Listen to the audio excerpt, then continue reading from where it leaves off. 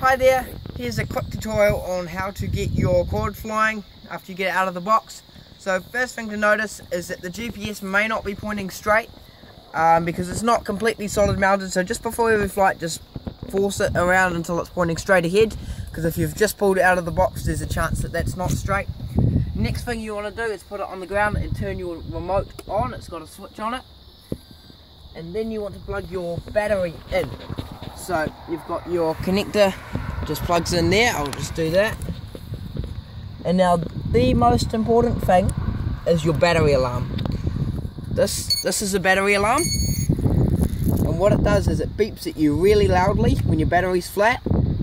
If you forget to plug this into here, then you won't have that extra fail-safe measure. So make sure you plug that in, because it could save your quad. I never fly without one. So now you need to wait for the gimbal to go up. It does a calibration when you plug it in. It can take 15 to 20 seconds.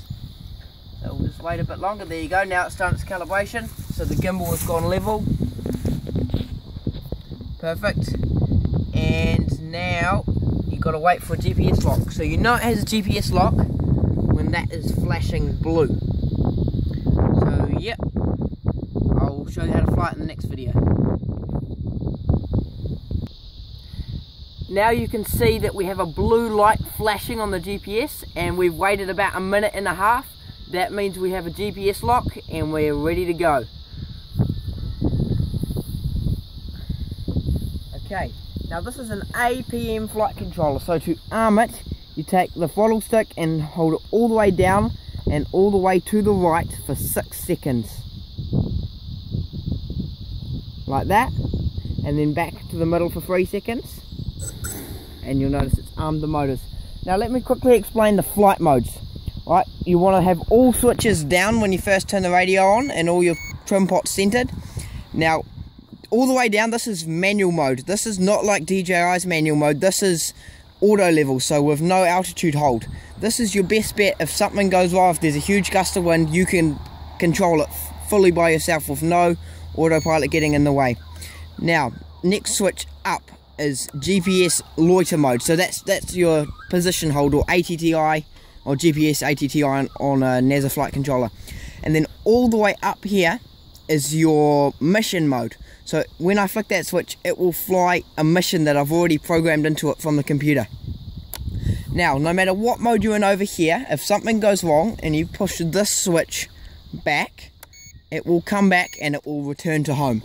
So this switch is return to home no matter what you do here. Alright, so I'm just going to arm it again.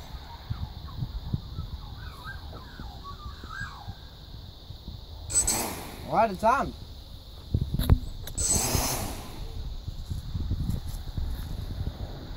Okay.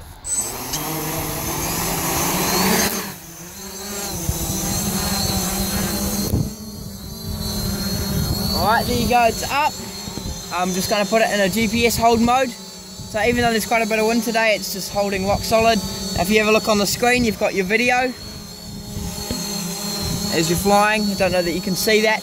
Now, the instant you take off and start flying, the MicaSense Red Edge camera is already taking photos. So it takes photos with 75% overlap and it calculates it all by itself. So that's real easy, you don't have to do anything and don't have to muck around with the camera at all. So I'm just going to fly this around a bit.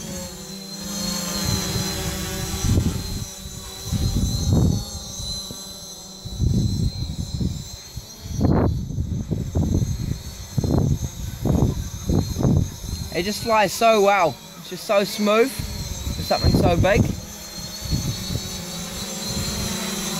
Now you do want to watch your flight time. You get about 8 minutes with it, although if you take the gimbal off you can get even longer flights. For aerial mapping, I would recommend actually taking the gimbal off. It's not hard to do. I've put some plugs there so you can just unplug it and undo 2 screws and it will come off.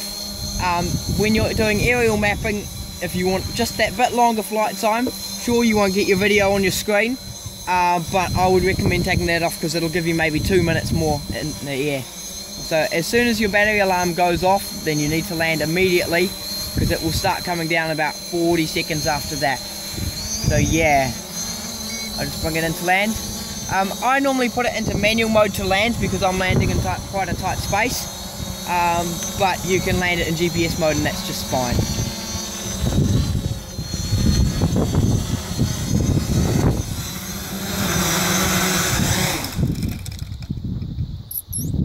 Right, now after you land, immediately pick it up and get the gimbal out of the long grass, otherwise if you stall the gimbal then it'll be left there just jittering like that, and that's not good for it. Okay, one other thing to remember is never try and take off in mission mode.